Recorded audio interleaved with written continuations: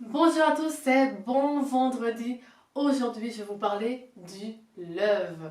Aujourd'hui, on va parler de comment attirer à soi la personne que nous méritons. Pour ceux qui ne me connaissent pas, je me présente, je m'appelle Vienna, je suis thérapeute et coach Life Love. Et j'ai créé cette chaîne pour vous aider à aller au-delà de la maladie, pour trouver la vie et l'amour.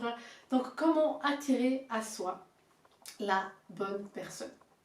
Pour commencer, vous devez pouvoir faire une introspection de votre vie. C'est pas évident parfois de se rendre compte de pourquoi on a certains schémas répétitifs. Et ce qui est important, c'est justement lister ce qui revient à chaque fois. Quel est le schéma qui revient à chaque fois et de comprendre pourquoi cela arrive. Une fois que vous avez fait ça, vous pouvez lister les besoins. Quels sont vos besoins? Quels sont vos besoins dans votre vie? Qu'est-ce que vous avez besoin pour être heureuse ou heureux? Une fois que vous avez fait les besoins, et ben, parmi les besoins, il faut regarder quels sont ceux qui vous impactent le plus. Je m'explique.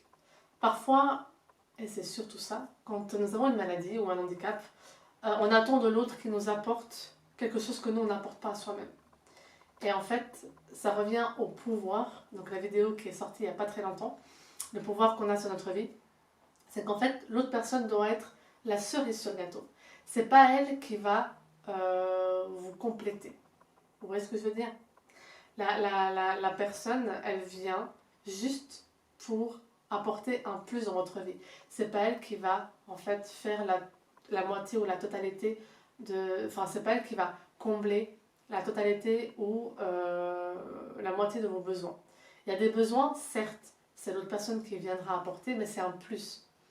Donc, comme on dit, il y a un proverbe qui dit prenons soin de nous comme on veut que l'autre prenne soin de nous. Et cette phrase veut tout dire. Cette phrase, elle est puissante.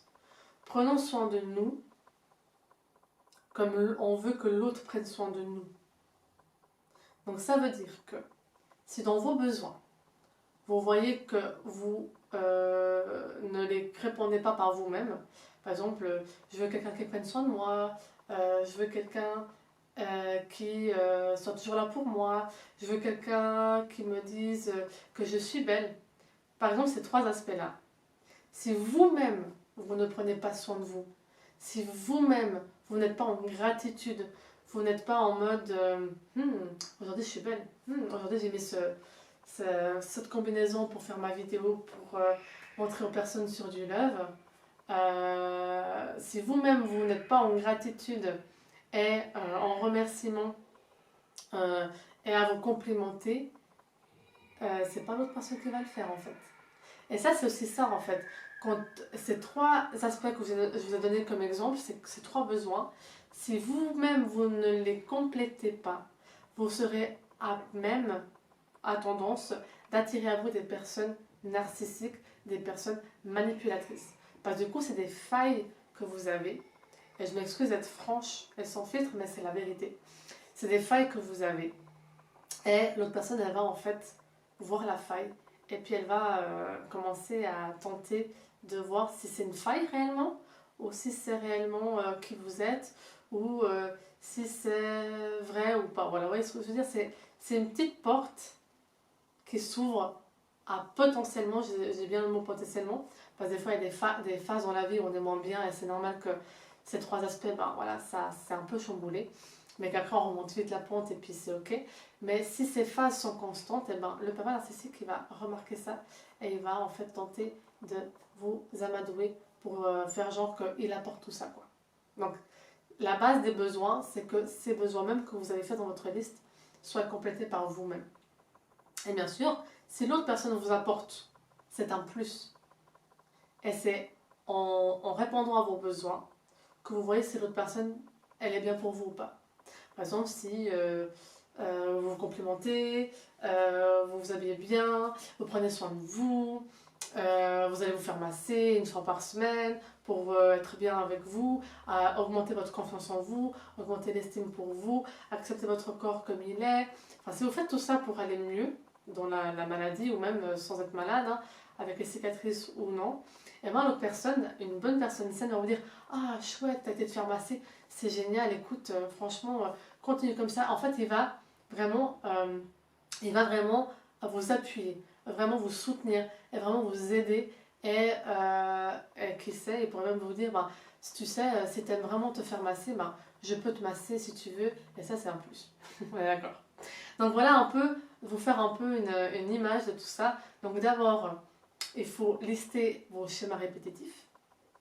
Si vous arrivez à identifier les besoins, donc vous faites une case besoins que vous avez besoin et ceux que vous faites déjà pour vous. Et ensuite, avec ces deux aspects, vous allez vous dire, ok, alors pourquoi dans cette relation il y a eu ça?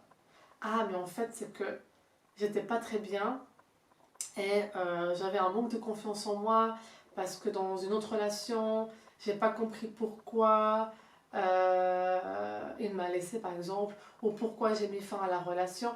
Quand vous commencez à faire une introspection puissante, et ça bien sûr je peux vous aider, parce que parfois ça vient pas, c'est même sûr, ça vient pas des relations amoureuses mais de votre enfance. Ces failles que vous avez et qui ont tendance à faire des schémas répétitifs vient de votre enfance. Parce que la pyramide de Maslow, c'est la pyramide des besoins.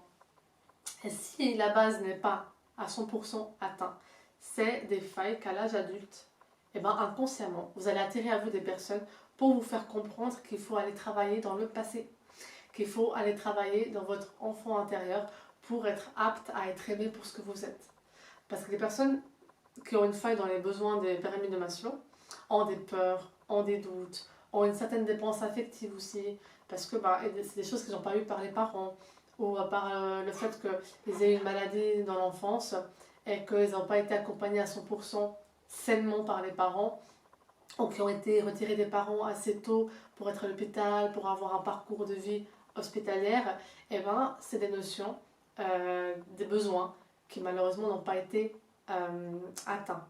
Et à l'âge adulte, eh ben, en fait, on dit que rien n'arrive par hasard et on va attirer à soi des personnes jusqu'à ce qu'on comprenne qu'il faut aller travailler sur le passé et se libérer du passé pour en effet eh ben, avoir tous nos besoins atteints. Parce que maintenant, on est apte nous-mêmes à nous atteindre, enfin, on est apte nous-mêmes à l'âge adulte, avec l'expérience de vie, de atteindre nos besoins pour ensuite attirer quelqu'un qui vient juste apporter un plus et pas quelqu'un qui vient en effet perturber tout ça.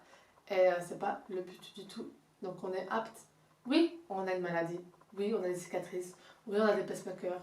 Oui, on a plein de choses. Mais ça nous rend encore plus puissantes. Vous n'imaginez pas à quel point. Et là, vous allez me dire, mais Viana, elle a complètement pété un câble. Mais c'est vrai.